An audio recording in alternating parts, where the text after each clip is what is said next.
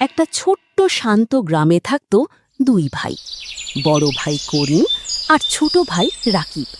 তাদের সাথে থাকতেন বৃদ্ধ মা আর দুই ভাইয়ের স্ত্রী আয়েশা আর রূপা।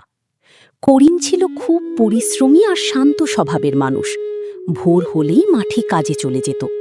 সংসারের সব দায়িত্ব প্রায় তাঁর কাঁধেই ছিল। আর ছোট ভাই রাকিব ছিল একদম উল্টো। সে কাজ করতে পছন্দ করত না।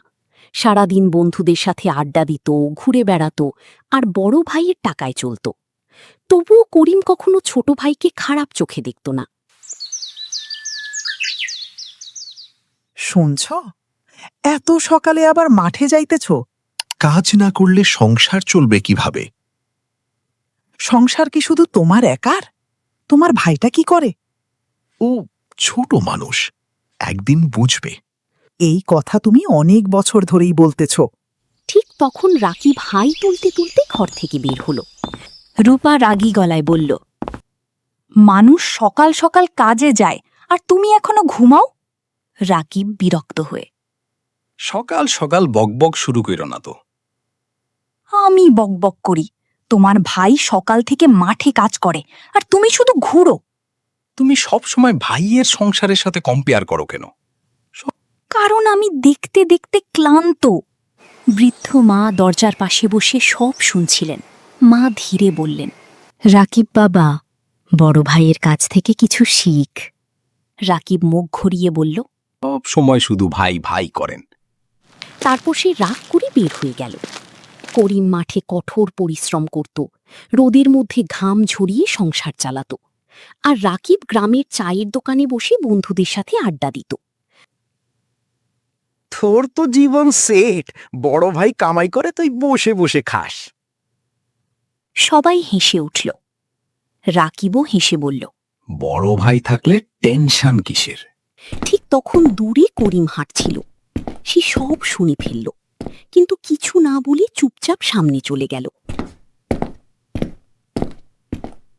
রাতে সবাই একসাথে খেতে বসেছে। মা ধীরে বললেন, করিম বাবা, তুই একা কত কষ্ট করিস। করিম হালকা হেসে। সংসার তো সবার মা।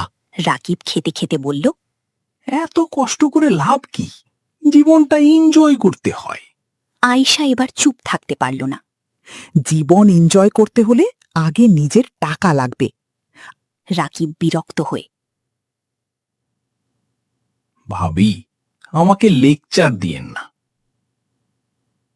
আমি লেকচার দিচ্ছি না, সত্যি কথা বলছি। রূপা এবার নিচু গলায় বলল, ওর কথা মিথ্যা না। রাকিব রেগে গেল। তুমিও শুরু করলা? রূপা চোখে পানি নিয়ে, আমি কি ভুল বলছি? সংসারে কোনো দায়িত্ব নাই তোমার? চারপাশ চুপ হয়ে গেল। মা কষ্ট নিয়ে ছেলেদের দিকে তাকিয়ে রইলেন। কয়েকদিন পর গ্রামের বাজারে খবর ছড়ালো, গ্রামের পাশে বড় একটা মাছের ঘের বিক্রি হবে। রাকিবের মাথায় লোভ ঢুকে গেল। সে ভাবল, যদি ঘেরটা কিনতে পারে তাহলে খুব দ্রুত বড়লোক হয়ে যাবে। পরের দিন সকালে সবাই উঠানে বসে আছে। রাকিব হঠাৎ বলল, আমি আলাদা হয়ে যেতে চাই।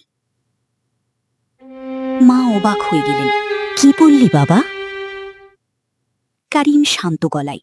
হঠাৎ রাকিব রাগ নিয়ে, আমি নিজের মতো থাকতে চাই। আয়েশা রাগে, নিজের মতো মানে শুধু টাকা? ভাবি, আপনি মাঝে আসবেন না। আমি মাঝে আসছি কারণ এই সংসারের কষ্ট আমি দেখি। মা কাঁদতে লাগলেন। তুমি আলাদা হতে চাও? তোমার ভাই তোমাকে নিজের ছেলের মতো দেখে। করিম ধীরে বলল, ঠিক আছে, যদি এটাই তোর ইচ্ছা হয়।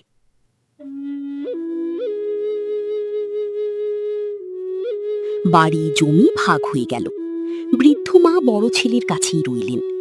রাকিব নিজের ভাগের টাকা দিয়ে মাছের ঘেরে ইনভেস্ট করল। প্রথম কয়েকদিন সে খুব খুশি ছিল। রাকিব বন্ধুদের বলতো, দেখবা, একদিন আমি গ্রামের সবচেয়ে বড় লোক হব। রূপা চুপচাপ শুনত। তার মনটা শান্ত ছিল না। লোভ মানুষকে অনেক সময় অন্ধ করে দেয়। রাকিব তখন বুঝতে পারল হঠাৎ টানা বৃষ্টি শুরু হলো। রাতে ঝড়, বজ্রপাত। রাকিব দৌড়ে ঘেরের দিকে গেল। তারপর চিৎকার করে উঠল, না! ঘেরের বাঁধ ভেঙে গেছে, সব মাছ ভেসে চলে যাচ্ছে। রাকিব হাঁটু গেড়ে বসে পড়ল। সব শেষ। রূপা কাঁদতে লাগলো। তুমি যে পাপ করেছ, তার জন্য আজকে এই অবস্থা। এখন আমরা কি করব, কি খাবো? আমরা শেষ হয়ে গেলাম গো। এত কষ্ট করে বানানো আমার মাছের ঘের এই জলে সব ভেসে চলে গেল।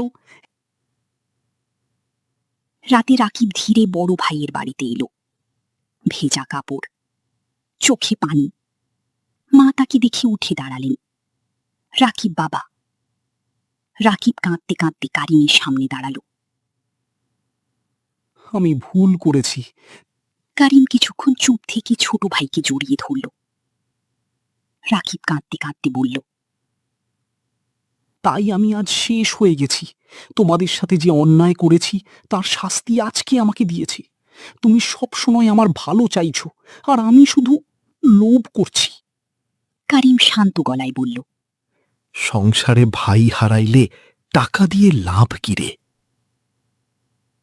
রূপা চোখ মুছতে লাগলো। আয়শা ধীরে খাবার এনে রাখল। আয়শা হেসে বলল, চলো সবাই মিলে খাই। মা হাসলেন। মা ধীরে বললেন, রাকিব বাবা, সম্পর্কের দাম সব সময় টাকার চেয়ে বড় বাবা। বাইরে হালকা বাতাস বইছিল। অনেকদিন পর ছোট্ট সেই বাড়িটা আবার আগের মতো শান্ত হয়ে উঠল।